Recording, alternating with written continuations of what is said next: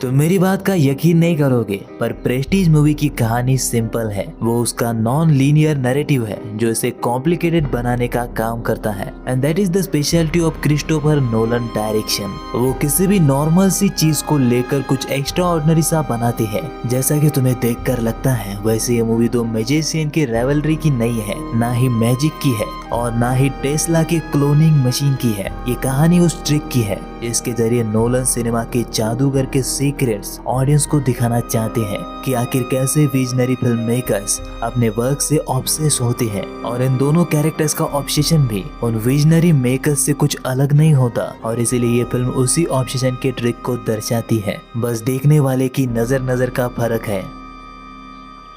Every magic trick consists of 3 parts or acts.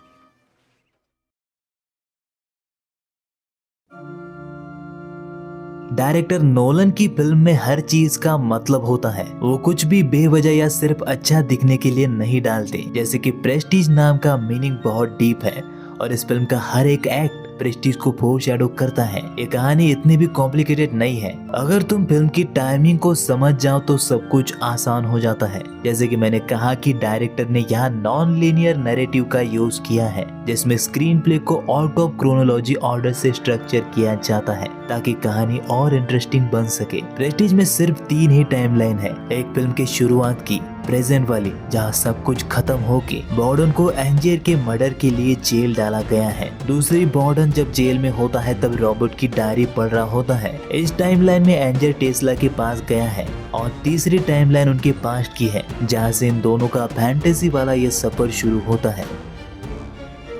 पर कहानी सच में 2 जादूगरों की नहीं है। अल्फ्रेड बॉर्डन जहाँ एक सच्चा जादूगर था, वहीं पे रॉबर्ट एंजियर एक best performer. A real magician tries to invent something new. Something that other magicians will scratch their heads over. I suppose you.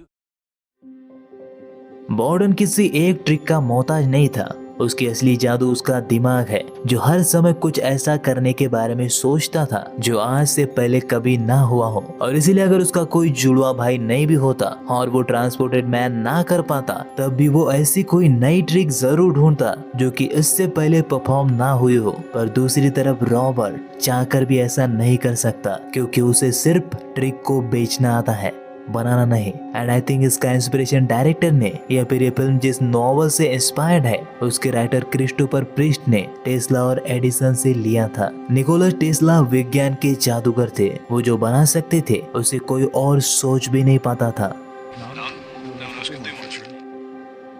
पर वहीं पर थॉमसन एडिसन एक बिजनेसमैन थे। उन्हें किसी भी चीज को बेचना अच्छी तरह से आता था, लेकिन वो उसे क्रिएट नहीं कर पाते थे। प्रेस्टीज में बॉर्डन टेस्ला को फोरशैडो करता है और रॉबर्ट एडिसन को। पर इनकी ये छवि यहाँ तक सीमित नहीं रहती। बदले से शुरू हुई ये रावलरी इन्हें ऑब्सेशन के दलदल में झोंक देती है, और यही प्रेस्टीज मूवी की सुंदरता है। पूरी फिल्म होने तक देखने वाला ये डिसाइड नहीं कर पाता कि इनमें से मॉरली करेक्ट कौन है, क्योंकि दर्शकों के दिमाग में नैतिकता का मतलब जीत है। यानी मूवी में जो जीतेगा दर्शक उसी को सही मान लेते हैं। और क्योंकि पूरी मूवी में कभी रॉबर्ट जीतता है और कभी बॉर्डन, तो ये सोच पाना मुश्किल हो जाता है कि कौन नायक है। पर हर फिल्म की तरह लास्ट में बॉर्डन रॉबर्ट को मार के जीत जाता है। देखने वाले को तो ऐसा ही लगता है कि वो ही हमेशा से नैतिक तौर पे सही था, वो ही हीरो है, क्योंकि वो आखिर में जीता है। पर वास्तविकता इससे विपरीत है। यहाँ इन दोनों में से कोई भी मोरालिटी के बेस पे सही नहीं होता। भले ही रॉबर्ट ने अपने ही आप को बार बार मार के एक ऐसा गुनाह किया था जिसकी शायद अभी तक सजा भी दुनिया के किसी भी कानून में नहीं लिखी गई है, लेकिन बॉर्डन भी कुछ खास सही नहीं होता। बॉर्डन ने सबसे महान जादूगर बनने के लिए अपनी नॉर्मल लाइफ का कत्ल किया था, अपनी बीवी को धोखे में रखा, और कहीं ना कहीं उसकी मौत का जिम्मेदार भी वो ही था। और सबसे बुरी बात तो ये थी कि उसे सारा के मरने के बाद भी यही लगता है कि सारा ने खुद को बॉर्डन की ट्रिक को बचाने के लिए सैक्रिफाइस कर दिया।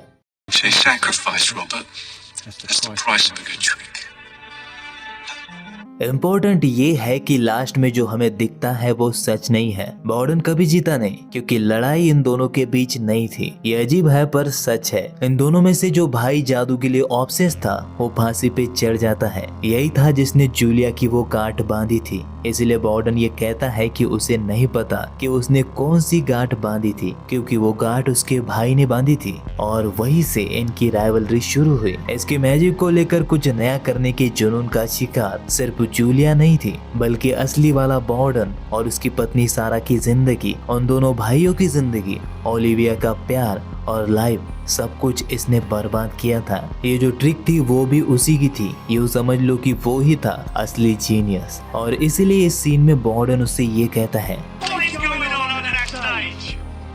Huh? Why can't you outthink him?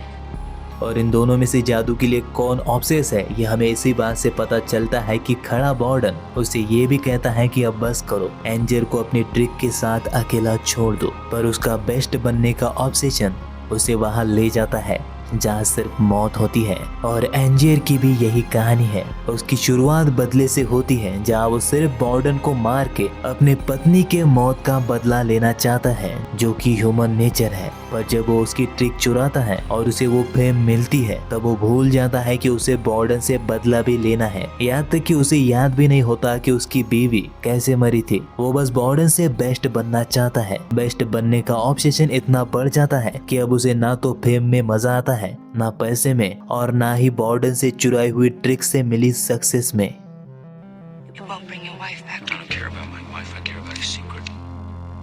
उसका बॉर्डन से बेहतर बनने का ऑब्सेशन ही उसे टेस्ला के पास भेजता है। यहाँ दूसरी तरफ बॉर्डन की भी वही हालत होती है। जैसे ही एंजर उससे बेहतर ट्रिक करता है, वो उससे बेहतर बनने के ऑब्सेशन में उस ट्रिक को चुराने की कोशिश करता है। इन दोनों के बदलते मकसद का सबूत ओलिविया होती है, जो रॉबर्ट को तब धोखा देती है जब उसे पता चलता है कि रॉबर्ट को बस जॉर्डन से बेस्ट बनने में ही इंटरेस्ट है। बाकी प्यार, परिवार, पैसा, फेम, इन सब से उसे कोई मतलब नहीं है। और यही सेम चीज जब उसे जॉर्डन में देखने को मिलती है, तब वो उसे भी छोड़ देती है।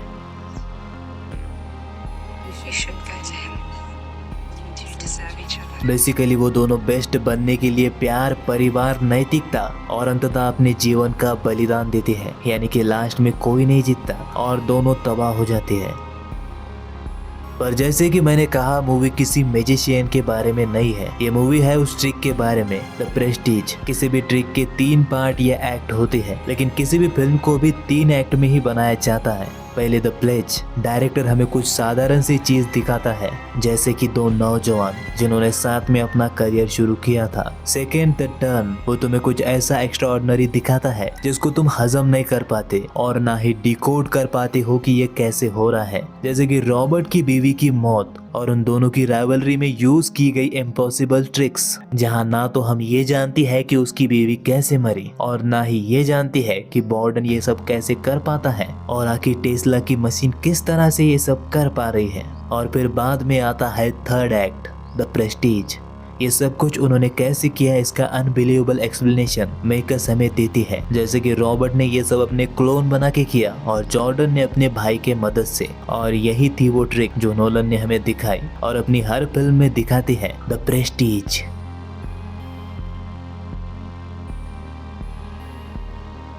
ये शब्द जहाँ से आया है वहाँ पे इसका मीनिंग इल्यूजन या फिर डिसेप्शन होता है। हालांकि मॉडर्न इंग्लिश में आज इसे रेपुटेशन, स्टेटस या फिर रिस्पेक्ट से जोड़ा जाता है। पर कमाल पता है क्या है, नोलन ने अपनी मूवी में इन दोनों मीनिंग्स का यूज किया है। मैजिशियन के हिसाब से जहाँ ये मूवी का फाइनल एक्ट था, जब हमें इन दोनों के सीक्रेट्स का एक्सप्लेनेशन मिलता है द प्रेस्टीज के रूप में, लेकिन वही ह्यूमन साइकोलॉजी को ध्यान में रखते हुए अगर हम इसे देखें तो इन दोनों की रेपुटेशन, फेम और ग्लोरी के लिए लालच मॉडर्न इंग्लिश के प्रेस्टीज को फोरशैडो करती है। लेकिन प्रेस्टीज सिर्फ एक ट्रिक का पे ऑफ नहीं है, बल्कि ये सिंबल है ह्यूमन एम्बिशंस का। एंजियर का डाउनफॉल इसीलिए आता है क्योंकि वो प्रेस्टीज या फिर प्रतिष्ठा के लिए बहुत लालायित रहता है। वो ना केवल कर्तव्य दिखाना चाहता है बल्कि महिमा में डूबना चाहता है, भले इसका अंजाम हत्या ही क्यों ना हो। वही पे बॉर्डन भी अपनी पूरी लाइफ ही सेक्रीफाइस कर देता है सिर्फ एक एक्ट के लिए। यानी कि डायरेक्टर नोलन एम्बिशन की डार्क साइड को एक्सप्लोर करके ये बताती है कि अंतिम प्रशंसा की लालसा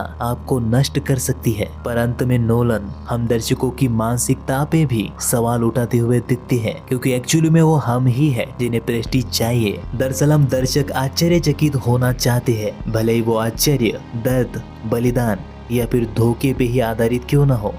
पर पता है ये बात सिर्फ रॉबर्ट एंजियर ही समझ पाता है। You never understood why we did this. The audience knows the truth. The world is miserable,